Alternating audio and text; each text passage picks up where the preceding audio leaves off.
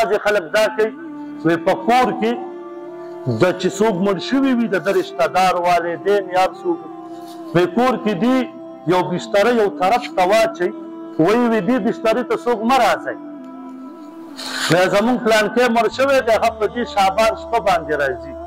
نو هغه به په دې کې لږ سملي او روح یې راځي او دلته بیا خوب دی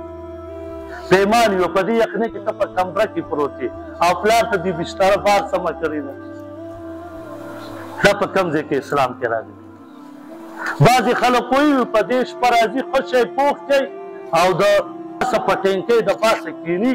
او هغې روحونه راځي او په ټینکۍ د پاسه ناست نو مسلمانه ته پیمان ووایه یو کور دی هغې کور کې ټینکۍ نشته دا به بیا چېرته کښېني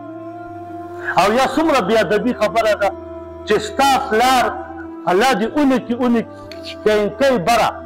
هغه په یخنۍ کې د اوبو د پاسه ناست دی او تا کمره کې ځان ته هیټر لګولی دی